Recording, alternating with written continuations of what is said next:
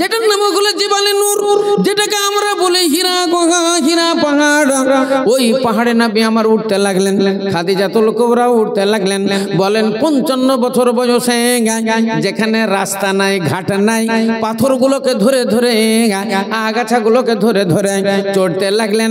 বলেন কতই না সময় লাগলো, কতই না সময় লাগলো। খাদিজা যাও, এবার ফিরে তুমি বাড়ির দিকে চলে যাও।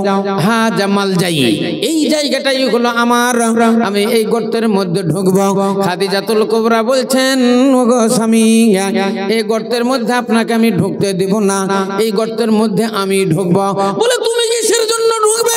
বলে অনেক দিনের গুহা, অনেক দিনের গর্ত, এই গর্তের মধ্যে হিংস্র জন্তু কিছু থাকতে পারে, এর ভিতরে বাঘ থাকতে পারে, ভাল্লুক থাকতে পারে, বিষধর সাপ থাকতে পারে, অতএব আপনাকে এই গর্তের মধ্যে ঢুকতে দেওয়া হবে না।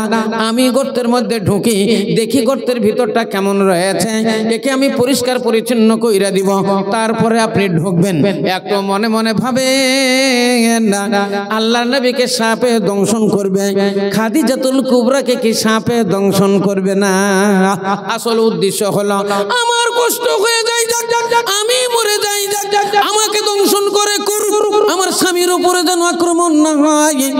এই দরদে, এই ব্যথায়, এই মজা মমতায় উনি বললেন আপনাকে ভিতরে যেতে হবে না, আগে আমি ভিতরে প্রবেশ করে দেখি। ভিতরে ঢুকলেন, দেখছেন অনেকে আবর্জনা, সমস্ত আবর্জনা গুলোকে পরিষ্কার করে ফেলে দিয়ে আল্লাহ নবীকে বললেন, এবার আপনি গর্তে প্রবেশ করুন। এবার ঢুকেন, গর্তে প্রবেশ করলেন। খাদিজাতুল কুবরা আল্লাহ নবীকে সালাম জানিয়ে ওখান থেকে গৃহে ফিরে আসলেন, বাড়ি ফিরে আসলেন। মন ভালো করেন না, মন যেন কি চায়, আল্লাহ নবীর গোটা ছবিটা যেন মনের ভিতরে চলে আসছে। সব সময়তে যেন স্বামীর কথা মনে পড়ছে, একদিন দুদিন পরে আবার চলে যায়, মাঝে মাঝে যাই আল্লাহ নবীর জন্য খাবার দাবার কিছু নিয়ে যান, পানি নিয়ে যান, একটু তেল নিয়ে গিয়ে জৈতুনের তেল আল্লাহ নবীর মাথাতে মালিশ করেন, হাত পাগুলোনে একটু দিয়ে সেখান থেকে আবার ফিরে চলে আসেন। এইভাবে আল্লাহ নবী ওই গর্তের মধ্যে আল্লাহ রাব্বুল আলামিনের ইবাদত বন্দেগী করেন। তিনি সাধনায় রত থাকলেন। বলেন কতদিন? বলেন কতদিন?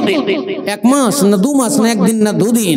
ইসলাম দরদি ভাইরা আমার, 1 সপ্তাহ গুজরে চলে গেল, 2 সপ্তাহ চলে গেল, 1 মহিনা চলে গেল, 2 মহিনা চলে গেল, 5 মহিনা চলে গেল, 6টি মহিনা আমার দিনের রাসূল সরকারে দো আলম ওই গর্তের মধ্যে আল্লাহ রাব্বুল আলামিনের জিকির আজকারে ব্যস্ত থাকলেন, আল্লাহ রাব্বুল আলামিনের ইবাদত বন্দেগী করতে লাগলেন। আল্লাহ নবী যে নবী ছিলেন তার এটাই হলো তার জ্বলন্ত প্রমাণ, এটাই হলো তার জ্বলন্ত প্রমাণ যে তিনি ওই গর্তের ভিতরে 6 মাস কাটালেন। আচ্ছা বলেন তো সেই যুগটা কেমন যুগ? সেই যুগে মানুষের সংখ্যা কম ছিল, সেই যুগে বাড়ি ঘর কম ছিল, খুঁটিনাটি করে 2-4টে মানুষ সেই যুগে ছিল। বলেন সেই যুগে পাহাড়ি এলাকা, এখনো তো আপনারা গিয়েছেন যারা হজে, যারা হজে গেছেন, উমরা হজে গিয়েছেন, তারা তো দেখেছেন উহুদ পাহাড়, তারা তো দেখেছেন বদর পাহাড়, আপনারা তো দেখেছেন সেই গারে শহর, শহর পাহাড়, আপনারা তাইফের শহর দেখেছেন, সবই তো আপনাদের দেখা। ইসলাম দরদি ভাইয়ের আমার, তাহলে গারে শহর, যেই গরে শহরে আল্লাহ নবী আর আবু বকর লুকিয়েছিলেন। বলেন ওই পাহাড়টা কত উঁচু, ওই পাহাড়টা কত উঁচু। এখনো যারা আপনারা দেখেছেন ওই গর্তের মাথায় যারা যায়, মানুষটা টিপ টিপ টিপ টিপ করে, ছোট্ট মানুষ মনে হয় 1 ফুট 1.5 ফুট, তাহলে বলেন 5 ফুট 6 ফুটের মানুষ 1 ফুট যদি দেখায়, তাহলে পাহাড়টা কত উঁচু, কত উঁচু। আমার মনে হলো আল্লাহ নবী এই পাহাড়ে উঠলেন কেমন করে? আল্লাহু আকবার। ভয়ে জানের আতঙ্কে মক্কাবাসী কাফেররা আল্লাহ নবীকে হত্যা করবেন, আবু বকরকে হত্যা করবে বলে তারা পিছনে ধাওয়া করেছে। জানের আতঙ্কে নবী আমার ওই গর্তের উপরে চলে গেছে, পাহাড়ের উপরে চলে গেছেন। ওই রকমই হীরা গুহা, হীরা পাহাড়ে আল্লাহ নবী সাধনা করলেন 6 মহিনা। ইসলাম দরদি ভাইরা আমার, সেই যুগে বড় বড় বাঘ, সেই যুগে ভাল্লুক, আর আর সেই যুগে শ্রীগালের পাল, সেই যুগে ওই জঙ্গলি কুত্তা পাহাড়ি এলাকায় তারা বাস করত। পাহাড়ি এলাকার বড় বড় পাহাড়ি সাপ সেই সব জায়গাতে থাকতো। বলেন 6 মাসের ভিতরে কোন বাঘ কি টের পাইনি, কোন ভাল্লুক টের পাইনি, শ্রীগালের পাল কি টের পাইনি, কুত্তারা টের পাইনি। এইখান করে মানুষ আছে, গর্তের ভিতরে মানুষ আছে, এটা কি তারা জানতে পারেনি? তারা কি জানতে পারেনি? জানতে পেরেছিল। বাঘের দল জানতে পেরেছিল, শ্রীগালের পাল জানতে পেরেছিল, জঙ্গলি কুত্তারা জানতে পেরেছিল, সবাই জানতে পেরেছিল, পাহাড়ি এলাকার পাহাড়ি সাপ জানতে পেরেছিল। এর ভিতরে একজন মানুষ বাস করে, একজন মানুষ এখানে আল্লাহর জিকির করে, কিন্তু তারা জানতে পেরেছিল এটাই হলো হযরত মুহাম্মদুর রাসূলুল্লাহ। ভক্তি সহকারে বলেন সাল্লাল্লাহু আলাইহি ওয়াসাল্লাম। সাগরামপুর 5000। হ্যাঁ, আকবর কোম্পানি সাগরামপুর বাড়ি 5000 টাকা। নারায়ে তাকবীর, মারহাবা মারহাবা, জাযাকাল্লাহ, হাইয়াকাল্লাহ। হ্যাঁ, ইসলাম দরদি ভাইয়ের আমার, তাহলে জানতে পেরেছিল সবাই, কিন্তু নবীর উপর আক্রমণ করেনি। দিনের উজালায় তারা আশেপাশে থাকতো। শ্রীগালের পাল আল্লাহ নবীর গুহার সামনে পাহারা দিত। জঙ্গলের বাঘ, পাহাড়ি এলাকার বাঘ আল্লাহ নবীর ওই গর্তের সামনে পাহারা দিত। কোন শত্রু, কোন দুশ্মন আল্লাহ নবীর উপরে যেন আক্রমণ করতে না পারে।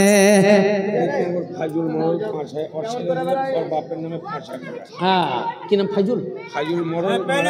আচ্ছা, ফাজুল মোড়ল মারা গেছেন, তাই ওনার ছেলে আব্বার জন্য দিলেন 5000 টাকা। নারায়ে তাকবীর, মারহাবা মারহাবা, জাযাকাল্লাহ, হাইয়াকাল্লাহ। আল্লাহ তিনা ভাইজানকে দীর্ঘজীবী করো, আব্বার কবরকে তার রিয়াজুল জান্নাত বানিয়ে দাও আল্লাহ। হ্যাঁ, শাকির হোসেন ইনি দিলেন 2000 টাকা। হ্যাঁ, মনিরামপুর থেকে হবিবুর রহমান, হ্যাঁ, আব্বা মায়ের জন্য 500 টাকা উঠিয়ে তুলেছেন।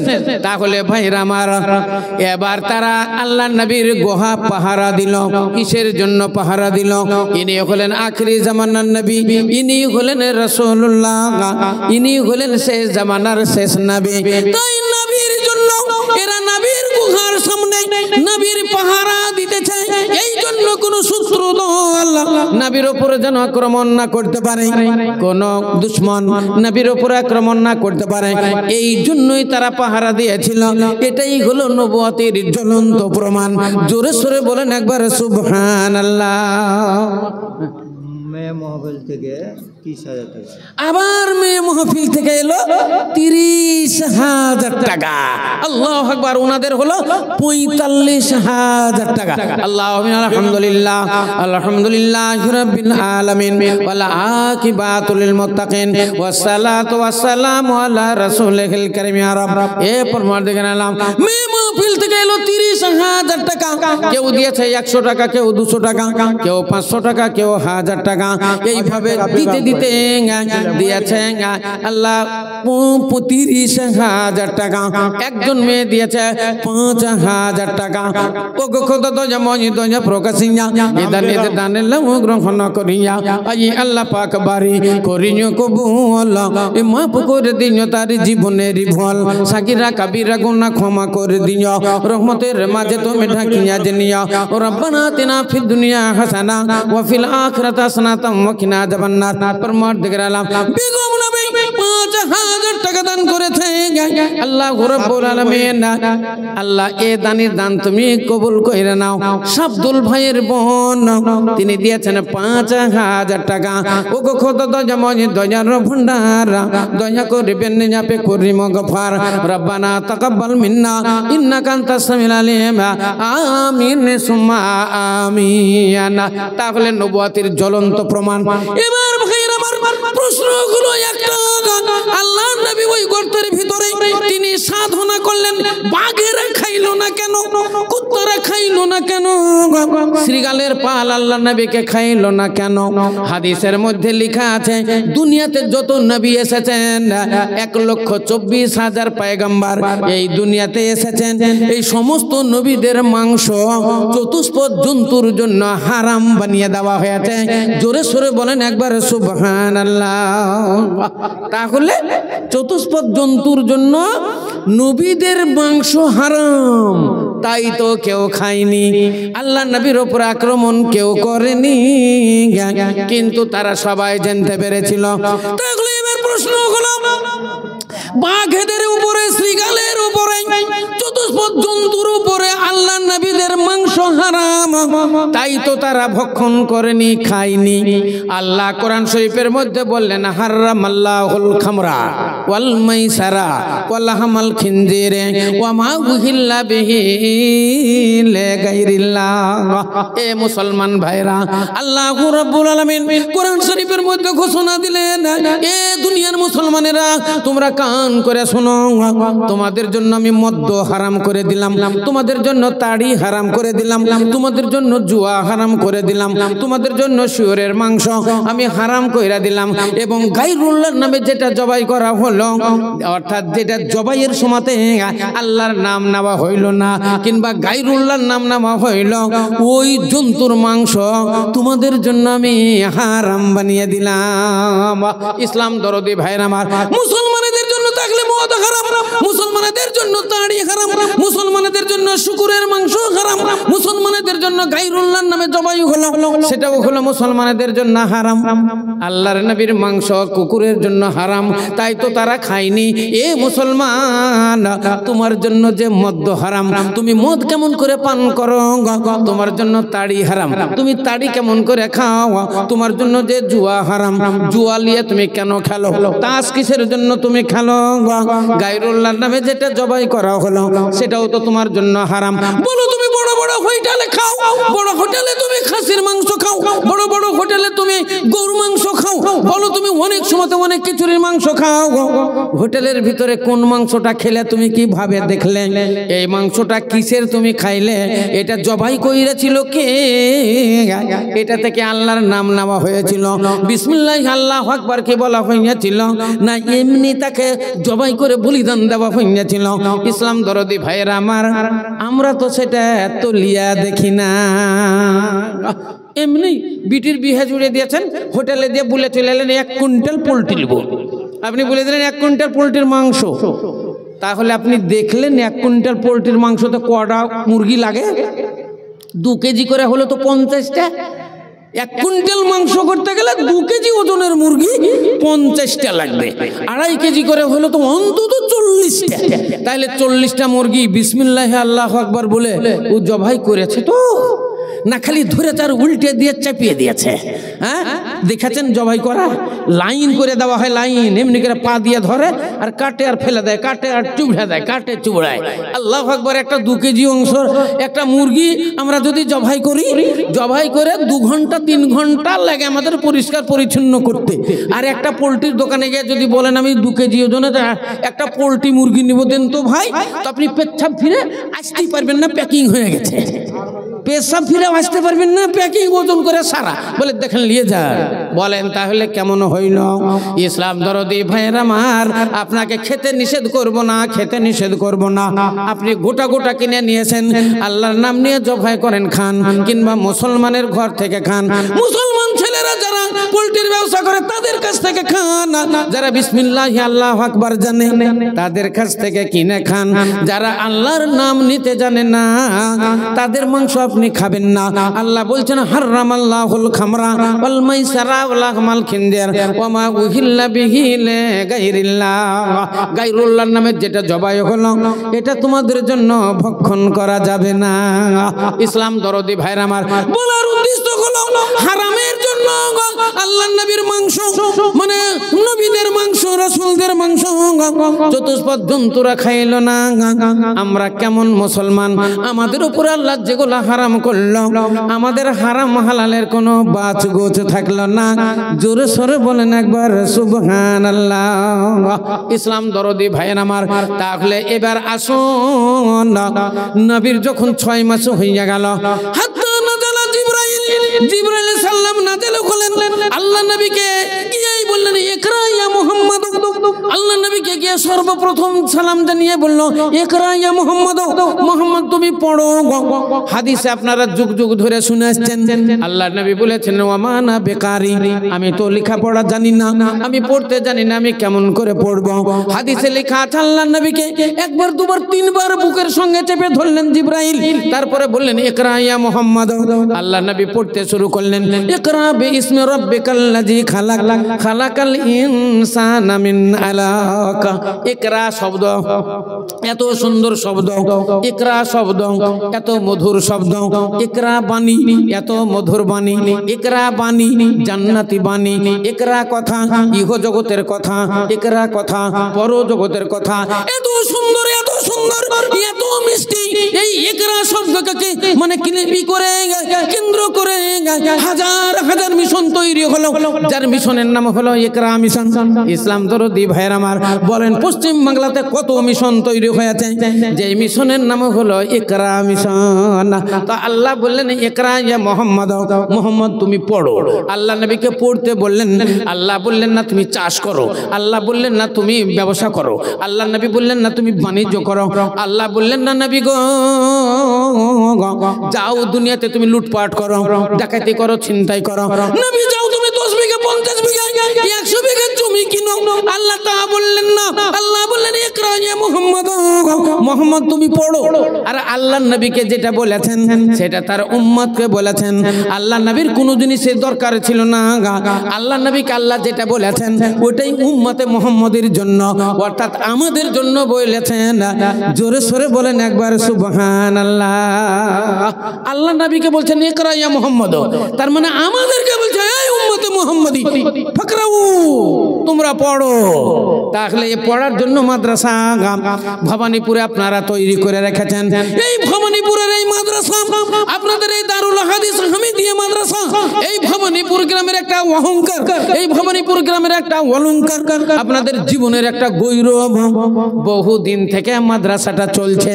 ইসলাম দরদি ভাইয়ের আমার, যেই গ্রামে মাদ্রাসা আছে বুখারী শরীফের তেলাওয়াত হয়, বুখারী শরীফের দারস হয়, কোরআন শরীফের তেলাওয়াত হয়, সেই এলাকাতে আল্লাহর রহমত নাজেল হয়। জোরে সরে বলেন একবার আলহামদুলিল্লাহ।